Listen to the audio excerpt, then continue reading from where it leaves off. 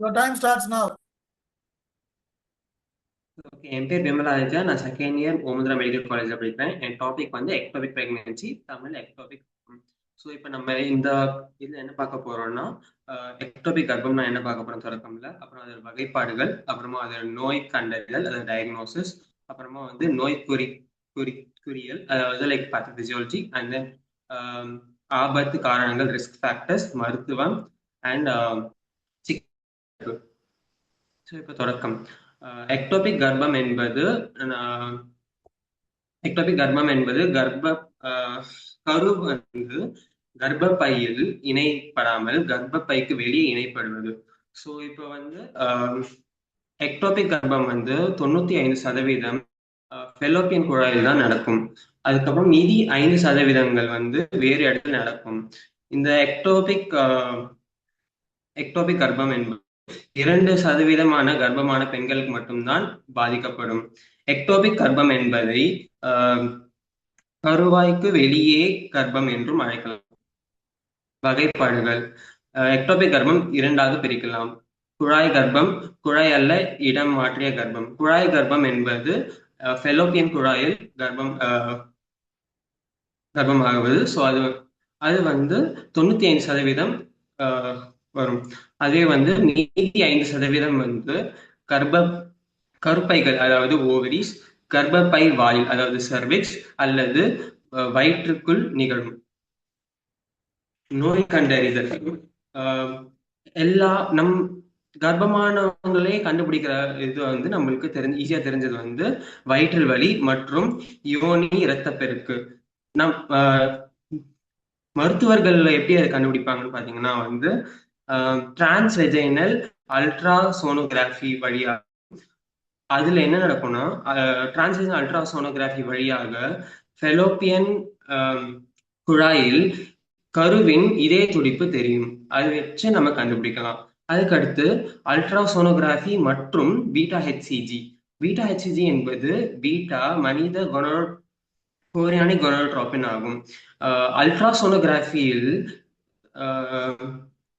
அல்ட்ராசோனோகிராஃபியில் கர்ப்பப்பையில் கரு இல்லை என்றால் பீட்டா ஹெச்சிஜியின் அளவுகளை நம் செக் பண்ணுவோம். அதுல வந்து இப்போ பீட்டா ஹெச்சிஜி அளவுகள் குறைவாக இருந்தால் கரு சின்னதாக இருக்கு, இன்னும் வளரவில்லை என்று தாமதப்படுத்தி அப்புறம் மறுபடியும் செக் பண்ணுவோம். அப்பயும் ஆனால் இப்ப எக்டோபிக் கர்ப்பத்தில் பீட்டா ஹெச்சிஜி அளவுகள் அதிகமாக இருக்கும் அண்ட் கர்ப்பப்பையில் கரு தெரியாது. அதுக்கடுத்து நேரடி பரிசோதனை. இதில் நம் லாப்ரோஸ்கோபி மற்றும் லாப்ரோடமி வழியாக கரு எங்க இருக்கு என்று பார்ப்போம். அதுக்கப்புறமா வந்து ப்ரொஜெஸ்ட்ரான் அளவுகள் 20 நானோ மோல்ஸ் பர் லிட்டர் அளவிற்கு ப்ரொஜெஸ்ட்ரான் இருந்தால் கர்ப்பம் கர்ப்பம் வந்து ஒழுங்கா இருக்காது அப்படின்ற இது டயக்னோஸ்க்கு வரலாம். அப்புறமா வந்து நோய்க்குறியல், அது பேத்தோபிசியாலஜி.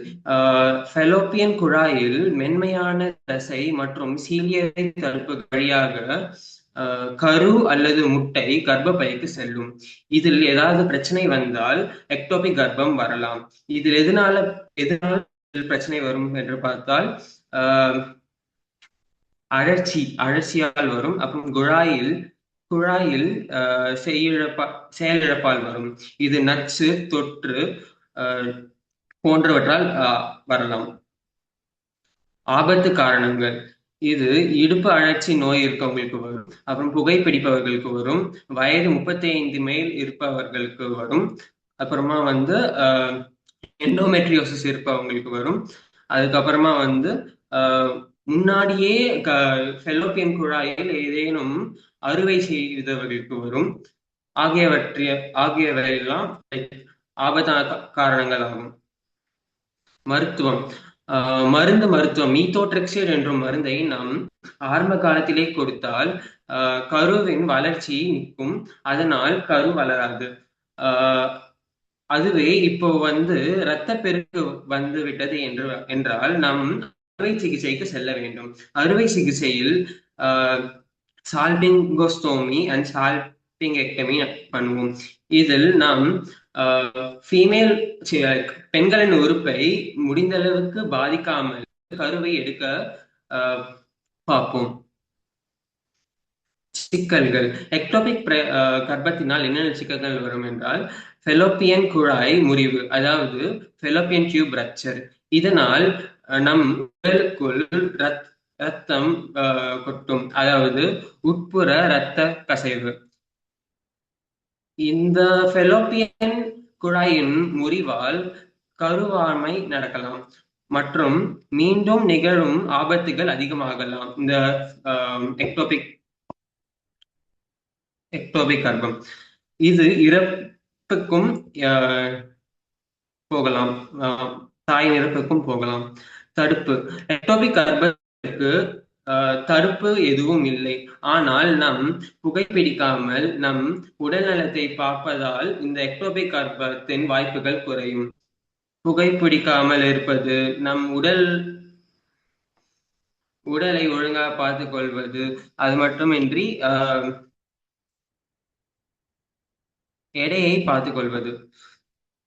நன்றி.